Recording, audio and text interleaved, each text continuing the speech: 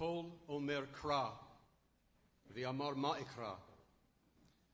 כל הבשר חציר, וכל חסדו כציץ השדה. יבש חציר, נבל ציץ, כי רוח אדוני נשבה בו. אכן חציר העם, יבש חציר, נבל ציץ, ודבר אלוהינו יקום לעולם. A voice says, cry out. And I say, what shall I cry? All flesh is grass, and all its beauty is like the flower of the field. The grass withers, the flower fades, when a wind of the Lord blows upon it. Surely the people are grass. The grass withers, the flower fades, but the word of our Lord shall endure forever. כרחם אב על בנים, ריחם אדוני על יראיו, כי הוא ידע יצרנו, זכור כי עפר אנחנו. אנוש כחציר ימיו, כציץ השדה כן יציץ, כי רוח עברה בו ואיננו, ולא יכירנו עוד מקומו. וחסד אדוני מעולם ועד עולם על יראיו, וצדקתו לבני בנים. As parents have compassion for their children, Adonai has compassion for those who show reverence. God knows how we are fashioned. God remembers that we are dust. The days of mortals are like grass. We flourish as the flowers of the field. A wind passes over them, and they are no more, and no one can recognize where they grew. But Adonai's compassion is everlasting. God's kindness to children's children, to all the reverent ones, endures age after age, unchanging. We'll hear now from Police Commissioner Jessica Tish.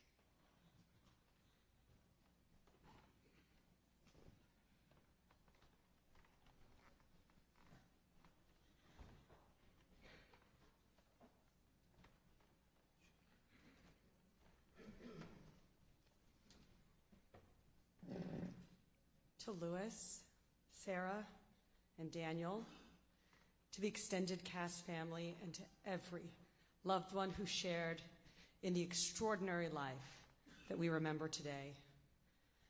On behalf of the New York City Police Department, I extend to you our deepest and our most sincere condolences. And I thank you for allowing me to stand with you today in the shadow of such a profound loss, to honor a man who shaped the moral heart of this department. Few people have lived a life more fully in service to others than Rabbi Alvin Kass, Harav Avraham HaKohen Ben Yosef V'Tova Chaya.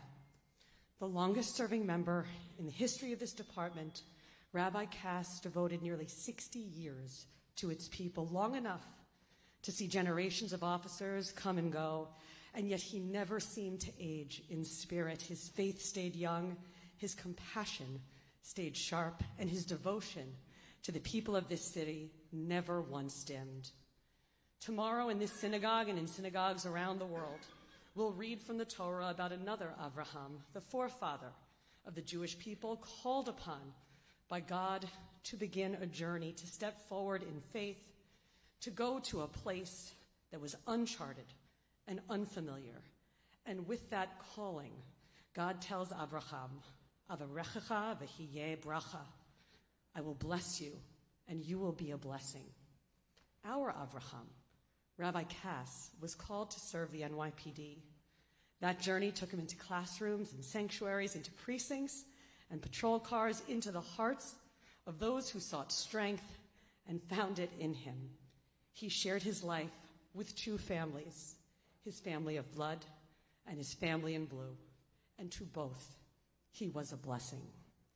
Every journey begins somewhere. His began in Paterson, New Jersey, a city of working-class grit and open-handed grace, where he learned that faith isn't just something that you study, it is something that you live. By his 20s, he had already mapped out a future that promised great success, a degree from Columbia, a scholarship to Harvard Law School, every step of the path clear ahead of him. But 2 weeks before classes began, he changed course. He'd realized he'd find more meaning helping people spiritually than navigating the law. There was no moment of drama, no sudden revelation, just a steady conviction that a life of purpose mattered more than a life of prestige. And once he understood that, he never looked back. He was ordained at the Jewish Theological Seminary, earned a doctorate from NYU, and began a life that rarely paused. He served as a chaplain in the U.S. Air Force. He led a congregation. He taught at the seminary. He edited journals, and he raised a young family. His days were full, his purpose constant, to serve, to guide, to be useful when people needed him most. Then, one afternoon in 1966, the phone rang. Rabbi Harold Gordon from the New York Board of Rabbis was on the other line. The NYPD's Jewish chaplain had passed away, and he urged Rabbi Kass to come down to interview for the post. Rabbi Kass hesitated. He already had more work than time, but Rabbi Gordon insisted, and so he went. When he arrived, the waiting room was filled with rabbis, 30 or 40, all interviewing for the very same position.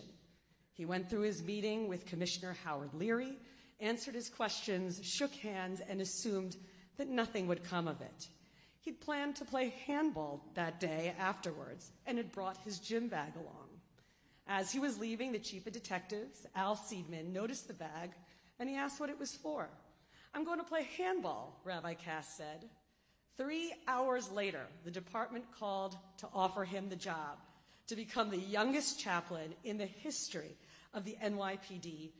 Years later, when a reporter asked Seidman why they chose Rabbi Kass, he said, "The other candidates were all good, but Kass was going to play handball, and I thought a rabbi who plays handball would be a good fit for the NYPD." From that day forward, the NYPD became his congregation.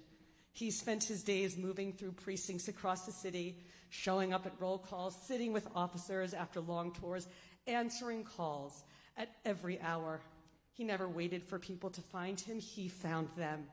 And in doing so, he was the embodiment of Kiddush Hashem, sanctifying God's name not only through ritual, but through presence. Through the enduring holiness of showing up, through the way he carried faith into the places where it was needed most, a crime scene, a hospital room, a family's kitchen table in the middle of the night. For him, that's what faith demanded.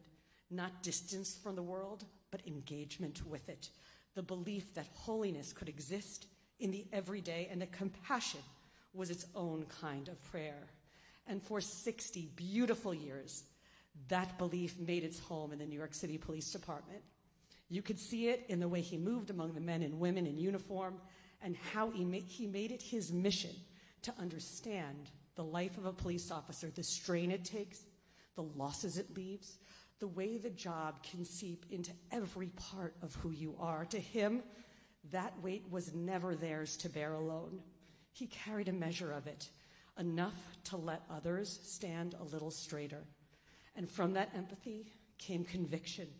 He often said that policing exposes life in its rawest form, the moments of courage and the cruelty that most people never see. But he also believed when that work is guided by compassion, it becomes something sacred. He spent his life helping officers hold on to that belief when the world tried to rip it from them. He carried that compassion into every space that he entered. It didn't matter who you were or where you came from. He met people with the same kindness, the same humanity. He liked to joke that if Guinness kept track of rabbis who'd attended the most Catholic masses, he'd hold the world record. But that wasn't really a joke. It was a reflection of how he lived. He met everyone where they were, and somehow everyone felt seen. And when someone needed Rabbi Kass, boy, did he show up. In 1978, when a man climbed the World Trade Center and threatened to jump, Rabbi Kass went up after him. No script, no negotiation team, just a conversation between two people, one desperate to leave the world, the other faithful enough to hold him in it. That's who he was. Calm in the breaking, steadfast in the healing. He didn't rush. He didn't raise his voice. He listened until people felt safe enough to listen back. And he always met the moment, whatever it called for. Once, that meant ending a hostage situation with good instincts and a negotiation tactic that only a New York rabbi would think of, pastrami on rye. A man had taken his ex-girlfriend hostage. He was armed and wouldn't listen to anyone. They called in Rabbi Kass.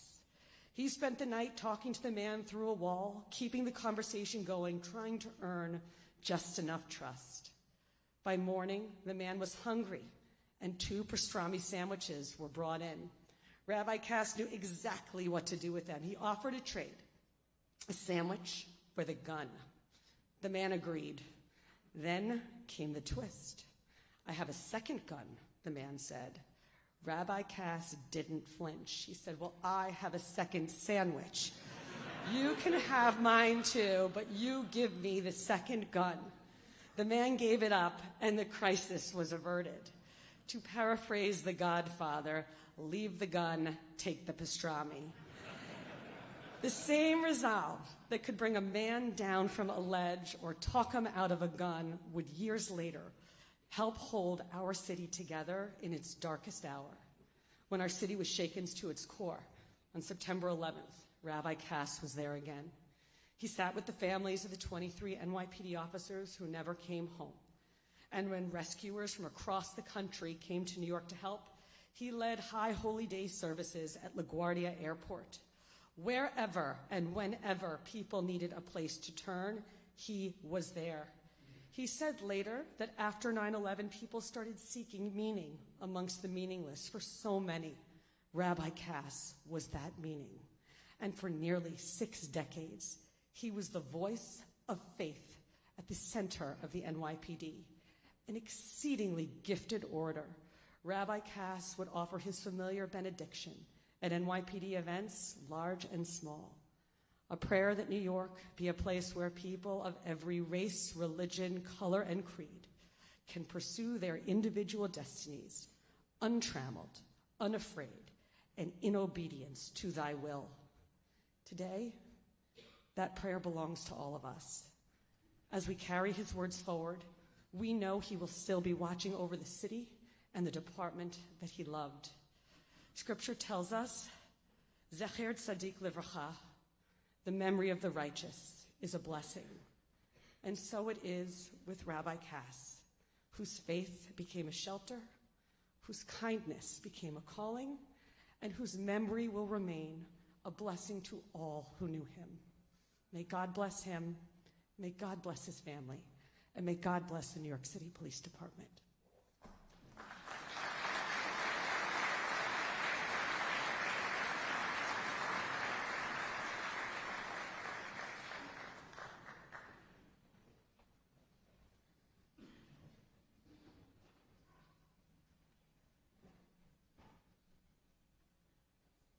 We'll hear now from Danny, Lewis, and Sarah.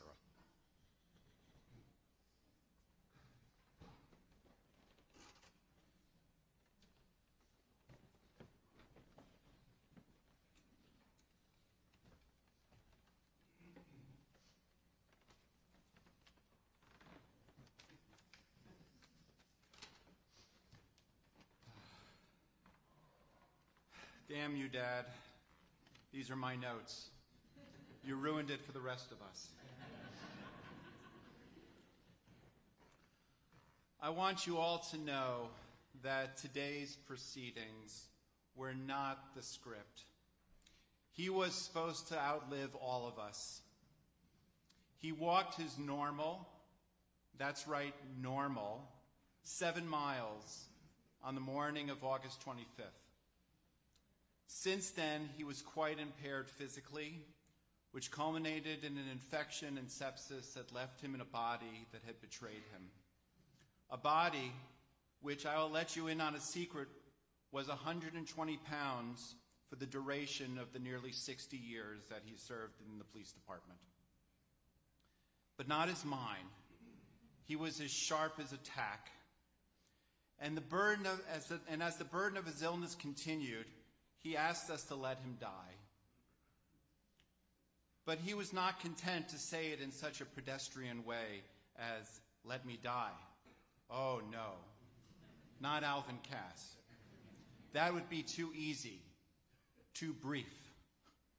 Why not say it, but also invoke the question of divine justice at the same time? Or say it in 6 words, what others could have said in 2 to 3 words. "Danny, what's this all worth?" He said, my mother would have said, "A Reus geforven Geld," money thrown away. He said to us, "It's time for me to see Mother." But that's who he was, up until the very end. He spoke in ways that conjured a vivid image, and this was most evident when he comforted people. And whatever he said, it was the right thing to say at the right time. And if you ever heard him at funerals, he would say that the deceased, quote, "now sits at the right hand of Almighty God." God sitting on a throne with a right hand and a left hand? Ridiculous. Did he believe in that? I think so. But that's exactly what I needed to hear when he eulogized my mother. He tapped into the image conjured by the psalmist in the 23rd Psalm. Ach tov v'chesed yirdefuni kol yemei chayai, v'shavti beveit Adonai le'orach yamim. But goodness and righteousness shall follow me all the days of my life, and I will dwell in the house of the Lord forever. At the end, I think he genuinely felt that he was going to see Mom. That made me feel good, and I'm certain that it comforted him. I'm a pulmonologist. In my highly specialized practice, I frequently encounter patients at the end of life. At these moments, I ask myself, what would Alvin Kass say at these right now? I may not have 45 minutes to say it.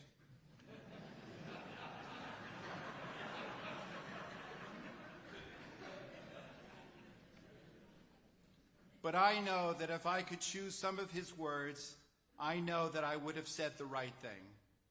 So thank you, Dad. You outfitted me with what I needed. So let me end the way he would end a funeral. Tehei nishmato tzrura b'tzror hachayim. May his soul be bound up in the bond of everlasting life. And zecher tzadik livracha. And may the memory of this righteous man be a blessing. Thank you.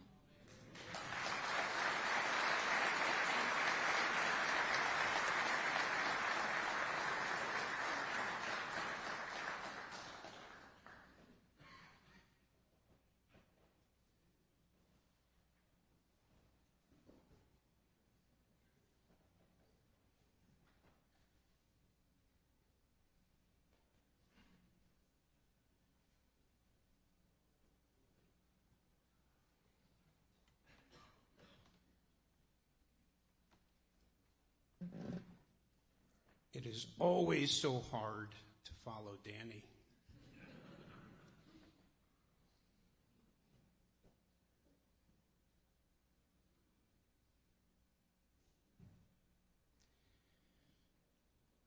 I'm about to say everything that you have all heard before. Everything. But have you heard it in verse?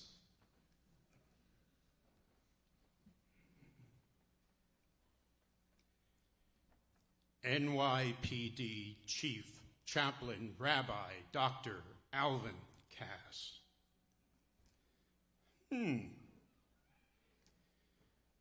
Many titles, many letters. Of course, he's among the top go-getters. Preacher, teacher, no attorney. Lifelong learner on his journey. Columbia was undergrad, missed #1 by just a tad. JTS was up the block, then U.S. Air Force. What a jock! NYU for PhD. Another one from CUNY B. Found his way east out of Jersey to Astoria. Oh, mercy. Struck gold when he met Miriam. More luck. Sarah came along. Despite my vacuum heart decel, out came I, luck still held. A royal flush then did arrive. Danny J, he made 5. On the pulpit, quite the showman. Few compare, no way, no man.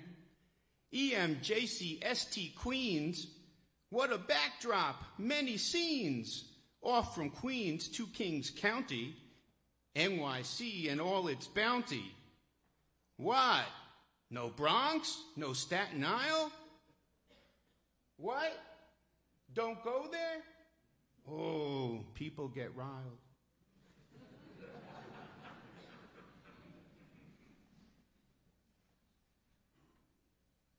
NYPD Chaplain Chief, source of strength against fear and grief. Hostage work alongside copper, ingenious gun pastrami swapper.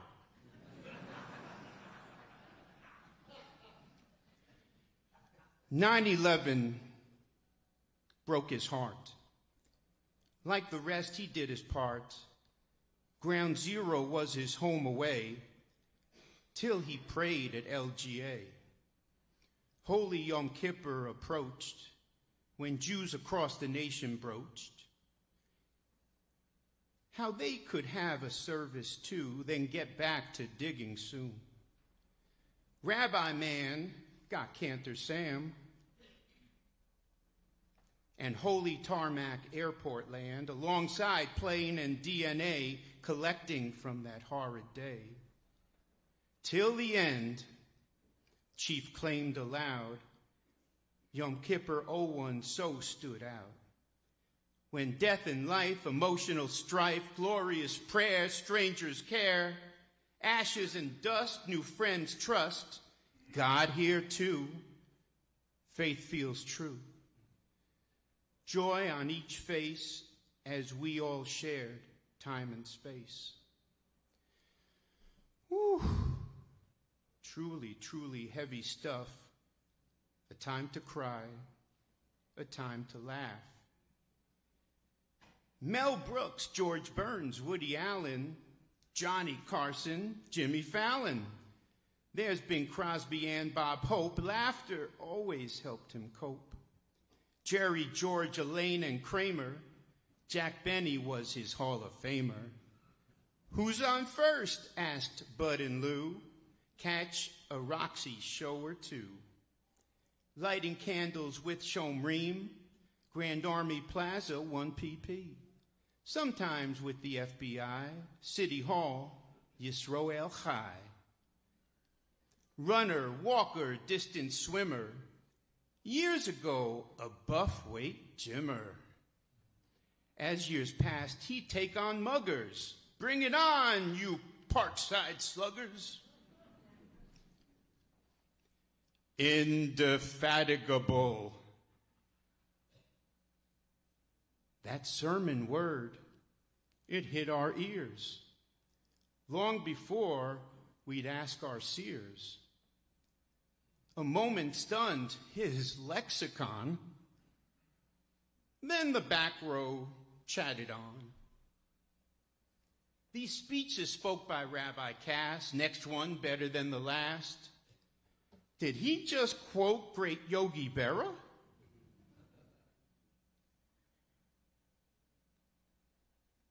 Shakespeare, Hillel, daughter Sarah? All in Hebrew, not a note.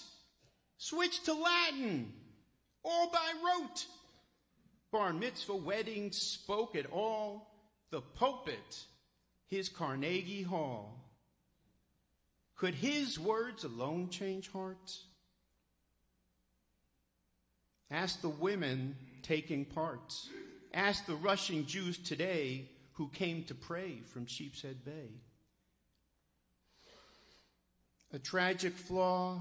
One or two. He leans toward Yankee pinstripe blue. Once caught a ball from Bobby Mercer. Though now lost, things could be worse. How to conclude this epic tale? The lives you've changed, the ripples sail. Patiently, dear Miriam waits, together once again, soulmates.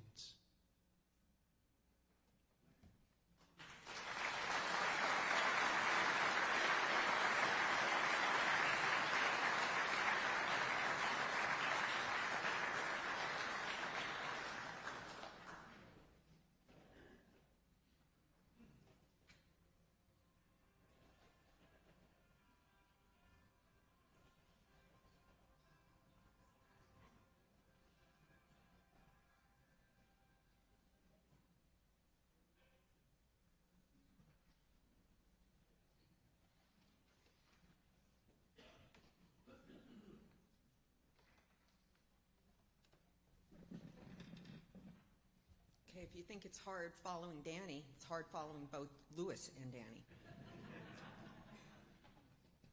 But somehow they said, let's do this in reverse age order.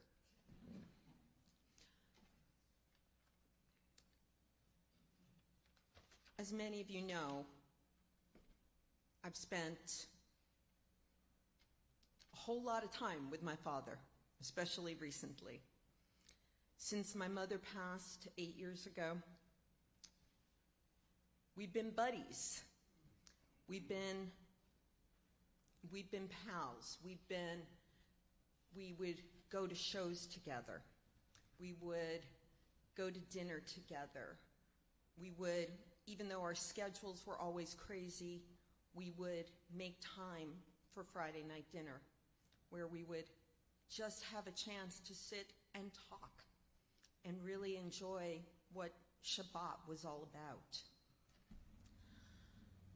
One thing I couldn't get him to was to accompany me to Hamilton.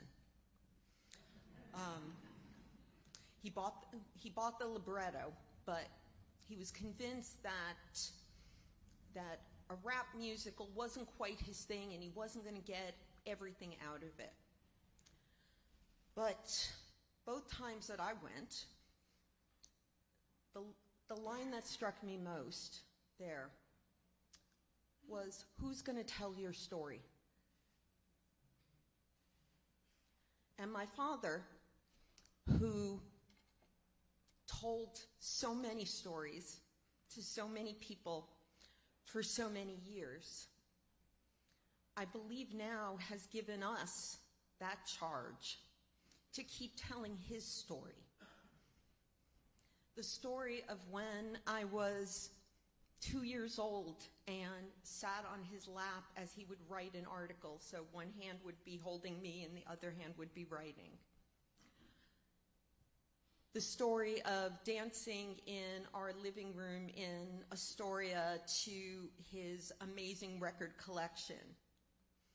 We had special father-daughter dinners at Schmolke Bernstein. If you know, you know. Training me for my bat mitzvah. Wasn't the smoothest time we ever had, but when I had an assignment for social studies in 9th grade and I said, I need a topic for a paper, he just tossed one off. Oh, why don't you write about the Munich appeasement? Which then became the focus of my history major at Columbia, where we shared professors. We had some of the same professors, and one professor said to us many years later, we were the only father-daughter team he had ever taught, since Columbia hadn't been co-ed. We would share articles that we loved, We would watch movies. We would see shows. Occasionally I could get him to a Met game, but as Lewis said, the tragic flaw, he grew up listening to Mel Allen. The Yankees were in his heart. Again, no one's perfect. He shared his love of 40s music and Broadway music and swing, which stimulated in me a love for classic movies, classic Hollywood films. We teamed up together to take care of my mother. It was not an easy job, but I would say that we made one amazing team. And we gave her exactly what she asked us for, the opportunity to have a death at home, surrounded by her family.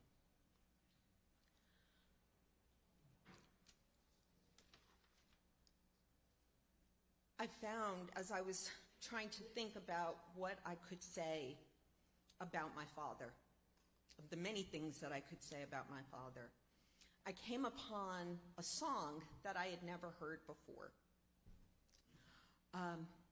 And this is a song, some of you may be familiar. If you're familiar with it, kudos to you, because I had never heard about this before. That Nancy Sinatra wrote for her father, Frank. And she wrote, "There's a man who always stood right by me, tall and proud and good when times were bad. Too much heart is the only fault I see. This song's not for you folks, it's for my dad." Always a partner, playmate, and teacher, ready with a joke when times were sad. And in my teens, sometimes he was a preacher. This song's not for you folks, it's for my dad. He was always a rock when I needed one. He gave me good advice when I needed some. I want you to know that when it's said and done, he's one of the best friends I ever had. This song's not for you folks, it's for my dad. Of course, I like you folks, but I love my dad.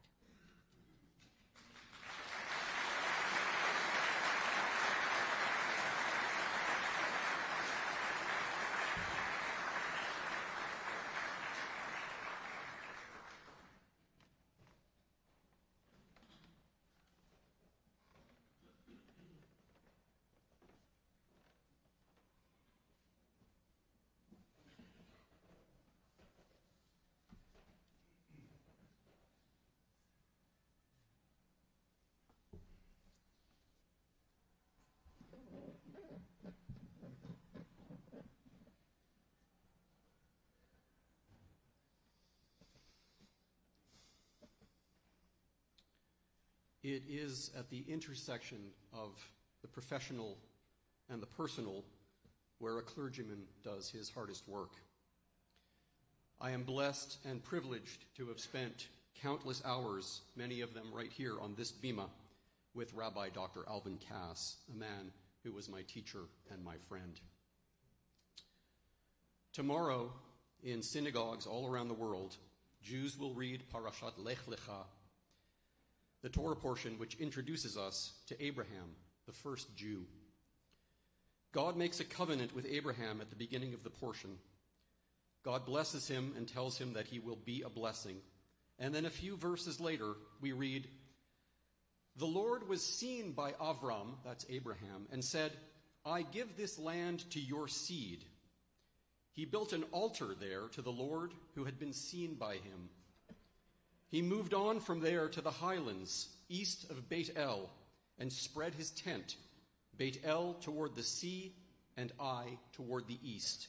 There he built an altar to the Lord and called out the name of the Lord." Everywhere he traveled, Abraham built altars. Everywhere he traveled, Abraham brought holiness. Everywhere he went, He carried God's name into the public square. His life was about taking his gifts, his own particular blessing, and sharing them with others. We are all familiar with the many stories of Rabbi Kass's life as a chaplain with the NYPD. We heard many of them this morning. I feel that my role here today is to be a bridge between Alvin's life story and the East Midwood Jewish Center, his home for nearly 4 decades, and if I may take the liberty to speak also for the Astoria Center of Israel, his first pulpit. This is a moment to pay tribute to Alvin's Yiddishkeit, his Judaism, which together with being a cop was at the very core of who he was. As a student at the Hebrew Free School in Paterson, New Jersey, Alvin received an exceptional grounding in Hebrew language, Bible, Jewish history and religion, and the study of Talmud. In high school, he took a weekly trip into the city to attend a program at the Jewish Theological Seminary, further deepening his knowledge and introducing him to that august institution, populated at that time by many of the greatest Judaic minds of the 20th century. Alvin told me years ago that when he eventually enrolled in rabbinical school, he was singled out by Rabbi Saul Lieberman to join an elite group of students for advanced Talmud instruction. Lieberman, who at the time was either the dean or the rector of the rabbinical school, he served in both roles, is to this day considered one of the great Talmud scholars. Advanced Talmud study requires the keenest mind, and Alvin was in an environment where his extraordinary mental acuity could be recognized, nurtured, and developed. Of course, Rabbi Kass's sermonizing and public speaking skills are legendary, and working so closely with him for 15 years gave me a glimpse into the mind. I remember one Saturday after services, shortly after I began working here, when Alvin and Miriam asked me to co-host a homecoming lunch for college students, something that was regularly done back then. I was meant to be the fresh young face presented to these fresher, younger faces. Rabbi Kass introduced a discussion topic, and the young people were invited to participate and answer questions. After 3 students made dramatically different and unconnected comments, Rabbi Kass took their remarks, synthesized them in the most extraordinary fashion, and wove a response that made each of them feel heard and smart. To this day, I remember being in awe of the skill in doing that. The sermons and speeches were the end product, but I felt as though I was getting a glimpse into the sausage making. This is how the man's mind works. Now, apparently, while at the seminary, this public speaking gift was apparent too, though I should preface this with a funny story that Danny told me. As a student at Columbia, the only non-A grade that Alvin ever received was a B+ in public speaking. As Lewis suggested, this lower grade cost him the valedictorianship by some tiny sliver, giving him instead the second-place position of salutatorian. At the seminary, though, as he once told me, his public speaking gifts were recognized to the extent that he was exempted from even having to take classes in homiletics, sermon making. And I'm pretty sure he is the only recipient of that exemption in the school's history. While he wasn't raised in a particularly observant household, his family was dedicated to their faith. When studying for his PhD under the tutelage of the great American historian Richard Hofstadter, also Jewish, Hofstadter once asked him, "Why does a smart kid like you keep kosher?" Alvin possessed that deeply held sense of tradition and faith, married to his insatiable hunger for broader knowledge. He was the consummate conservative Jew. Coming out of the rich environment of Paterson, as Commissioner Tish suggested earlier, a place that produced many great Jewish minds, Alvin clearly absorbed the Jewish ethic of service, and his way of serving was going to be through a religious lens. The rest of his life was going to be about building altars, like Abraham, to serve God and to serve community. From the time that he graduated from rabbinical school until this past Tuesday night, his entire life was about service. After receiving his rabbinical ordination, he joined the Air Force and served as a chaplain, a calling chaplaincy that he honored until his last breath. He answered the call to serve the NYPD, as well as other law enforcement agencies, ministering to thousands upon thousands of men and women who themselves dedicated their lives to service. He served the Astoria Center of Israel, and he served the East Midwood Jewish Center, both with extraordinary distinction. I think Alvin also saw his vocation as a teacher as an element of service. He continued teaching until just a few weeks ago, incredibly, when he was hospitalized. It was an essential part of who he was. Possessing such a mastery of his subject material and given such remarkable gifts of communication, teaching was very much a calling for him. And any one of the many thousands of students who were privileged to study with him will attest to his erudition, his clarity of thought, and his intellectual generosity. As for EMJC, our community, when he came here in 1978, he was well aware of the shoes that he was filling. His predecessor, Rabbi Harry Halpern, was a giant figure in the conservative movement and a force in New York City. He was also a nationally famous orator in his own right. In many ways, Alvin was the perfect person to succeed him, but he was always mindful of the fact that this was Rabbi Halpern's congregation. But it was Rabbi Kass who led this community into a more contemporary expression of Judaism. The over-the-top formality of services here relaxed into something easier, if still highly dignified. It was Rabbi Kass who shepherded this community through the painful transition to egalitarianism, granting women full and equal status in all religious matters. He did this out of conviction, at once understanding the justice of the cause, as well as the inevitable direction that contemporary Judaism was taking, and not wanting his congregation to be left behind. As for the center, the kids told me that he was always thankful to EMJC for being a home to him and Miriam, his most beloved partner in life, for being a place where he could raise his kids, for knowing that they would receive an outstanding Jewish education, for being a place where, thanks to our in-house caterers, Newman and Leventhal on the second floor, he could always get a hot dog at any time of the day or night. For being able to lead a synagogue that was a crown jewel of the conservative movement. For being able to focus on sermonizing because there was such a considerable support staff here to help relieve other duties. And that EMJC welcomed his dual loyalties, not only tolerating but celebrating his work with the NYPD.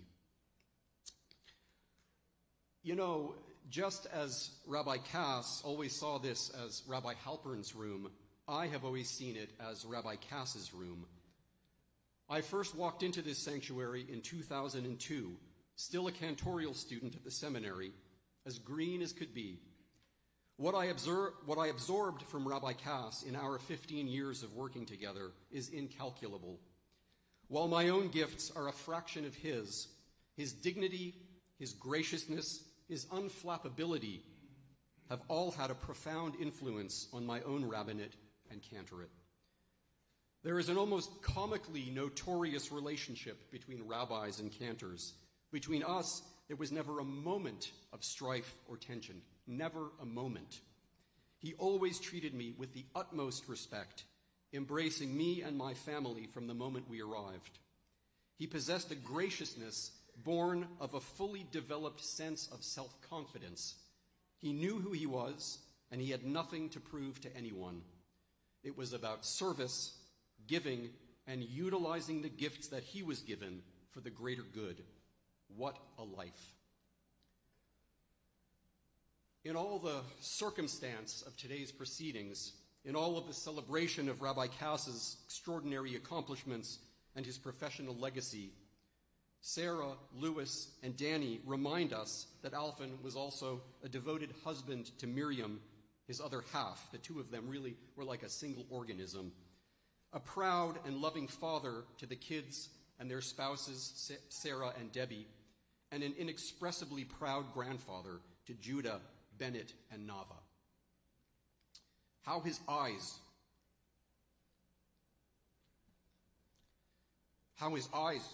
would light up whenever he spoke of the three of you. He was a friend to so many, a real friend, who would go out of his way to help you quietly and modestly.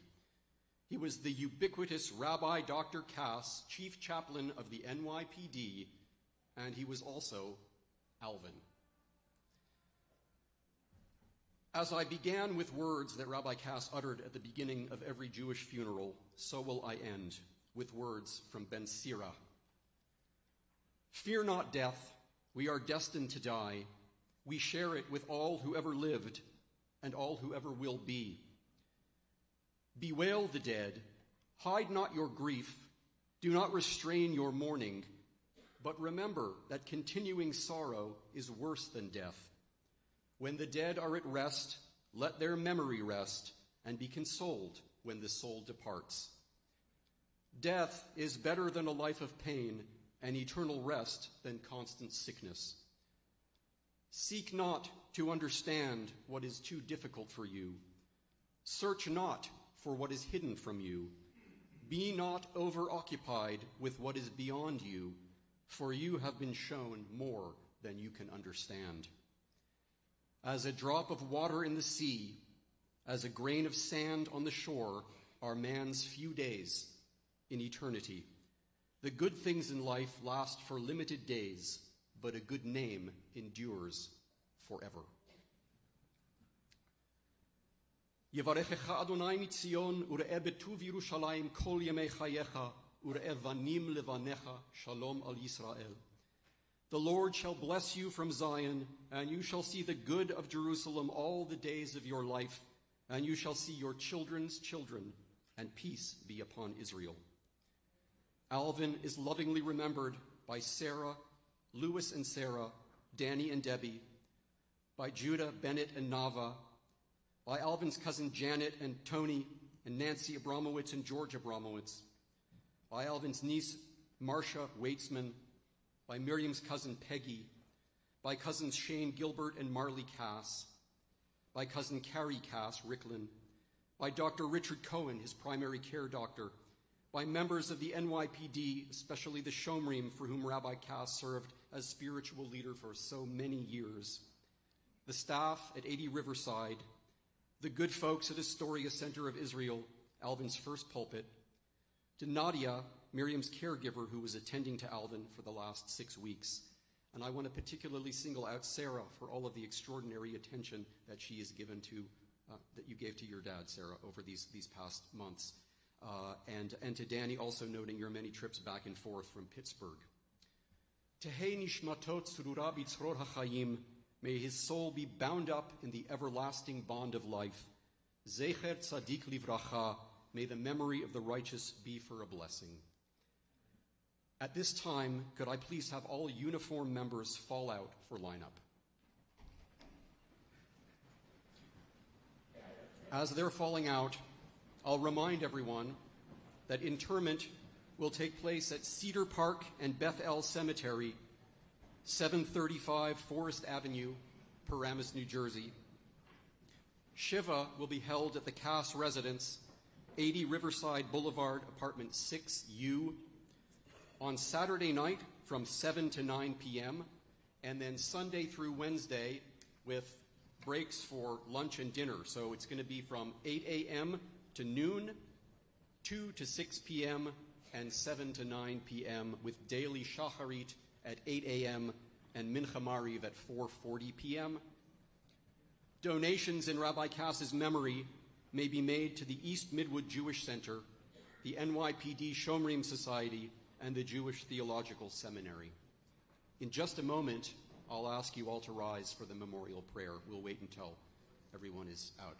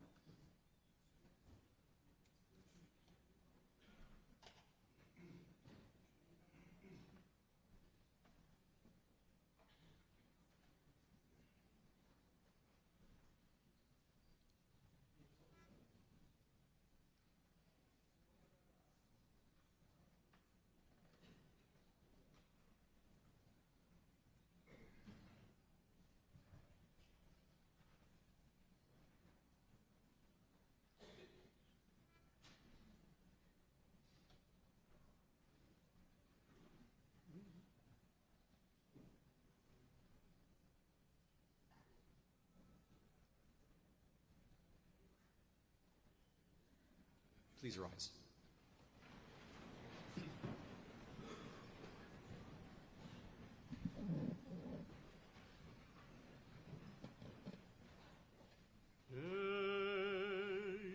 מלא רחמים, שוכן במרומים, המצי מנוחה נכונה תחת כנפי השכינה. במעלות קדושים וטהורים, כזוהר הרקיע מזהירים, את נשמת הרב אברהם בן יוסף הכהן בטוב החיה, שהלך לעולמו. לכן בעל הרחמים יסתירהו בסתר כנפיו לעולמים, ויצרור בצרור החיים את נשמתו. אדוני הוא נחלתו, וינוח בשלום על משכבו, ונאמר אמן.